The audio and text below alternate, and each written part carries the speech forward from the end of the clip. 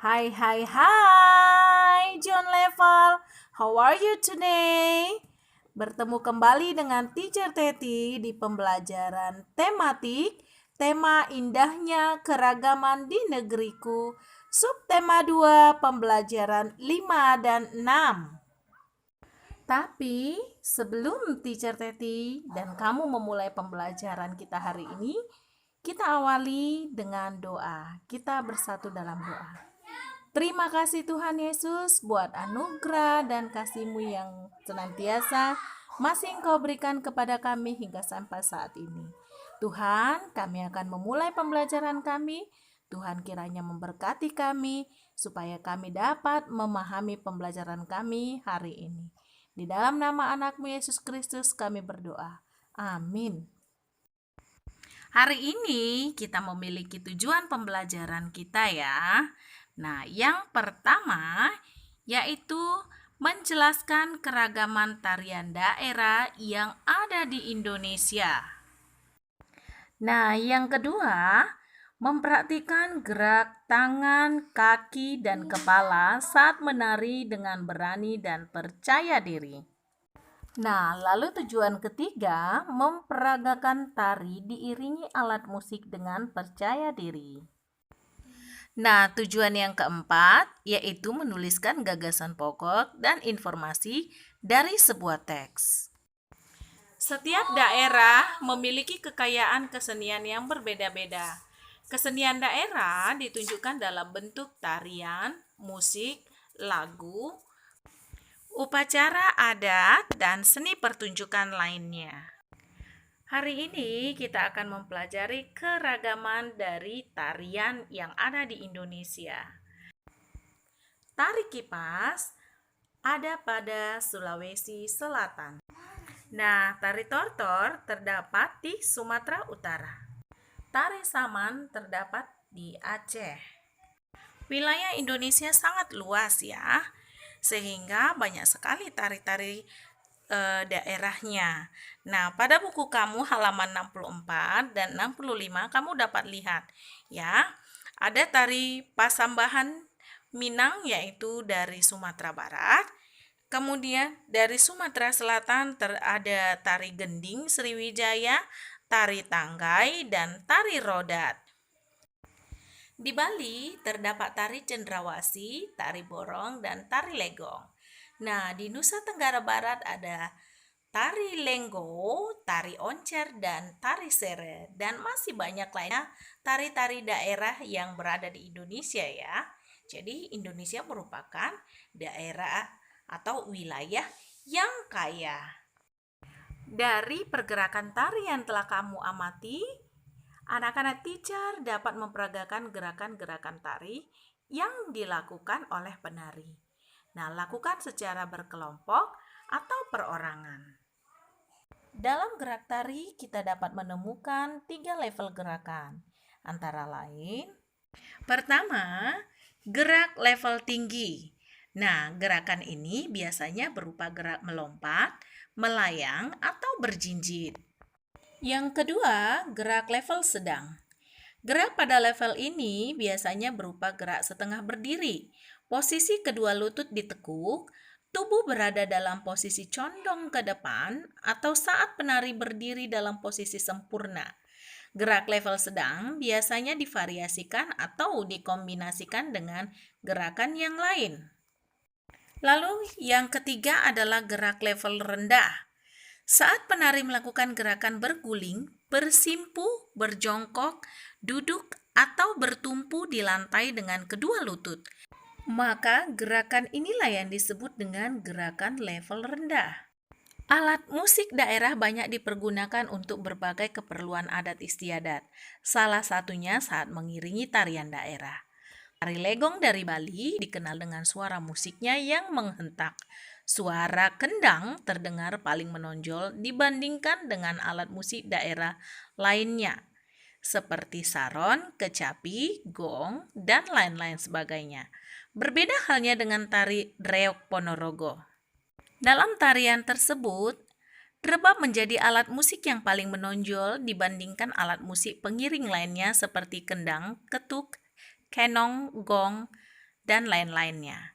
Nah, gerakan capung dan gerakan kupu-kupu dapat menginspirasi kita untuk membuat sebuah tarian. Indonesia selain memiliki tarian yang sangat beraneka ragam, Indonesia juga memiliki alat musik yang beraneka ragam. Nah, coba anak-anak teacher buka halaman 71, ada teks di situ yang berjudul Cinta Indonesia lewat Musik Daerah. Sebanyak 10 pelajar SD mewakili Provinsi Kalimantan Utara dalam lomba musik tradisional tingkat nasional di Kota Palu, Sulawesi Tengah. Satu di antara 10 siswa tersebut ada yang memainkan alat musik gitar bernama sape khas suku Dayak. Ada pula yang memainkan kolintang, lesung yang biasa dipakai untuk menumbuk padi, dan tawek atau sebuah gong kecil.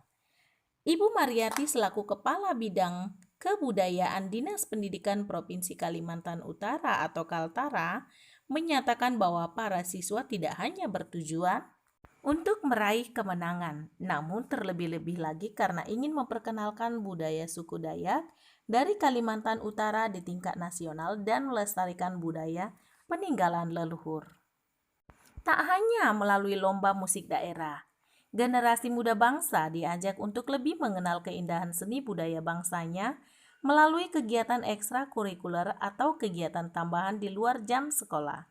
Inilah yang dilakukan oleh Yayasan Pendidikan Islam Amir Hamzah melalui kegiatan musik etnik. Pelatih musik etnik di yayasan ini menyatakan bahwa melalui kegiatan ekstrakurikuler ini, siswa diajarkan untuk mencintai budaya dan menghargai alat musik tradisional Indonesia. Siswa sendiri terlihat memainkan alat musik daerah tersebut. Untuk kegiatan ini, sekolah menyediakan beberapa jenis alat musik antara lain alat musik gordang 9, talempong, dan angklung. Semua jenis alat musik didatangkan langsung dari daerah aslinya. Alat musik daerah ini pun aktif digunakan dalam kegiatan sekolah. Misalkannya, angklung yang memang dipakai saat upacara bendera untuk membawakan lagu Indonesia Raya, mengheningkan cipta, dan lagu-lagu nasional lainnya. Nah, dari teks ini tentu anak-anak teacher pasti banyak mendapatkan informasi baru kan?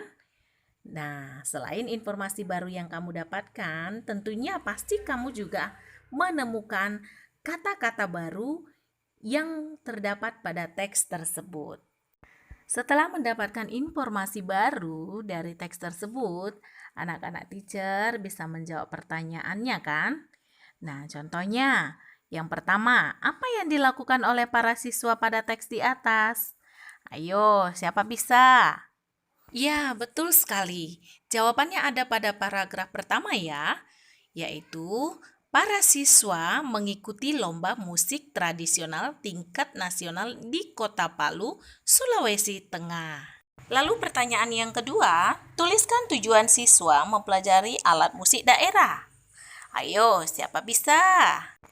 Betul sekali, jawabannya terdapat pada paragraf ketiga ya, yaitu tujuannya adalah supaya siswa mencintai budaya dan menghargai alat musik tradisional di Indonesia.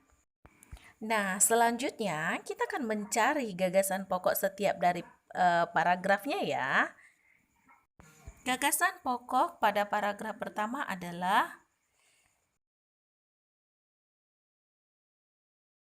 mengikuti lomba musik tradisional tingkat nasional.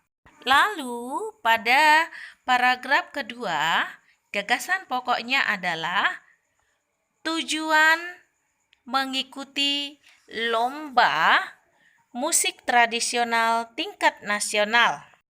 Lalu pada paragraf yang keempat, gagasan pokoknya adalah cara mencintai dan menghargai. Nah, anak-anak teacher, untuk gagasan pokok pada paragraf keempat, kamu bisa menjawabnya di kolom komentar ya.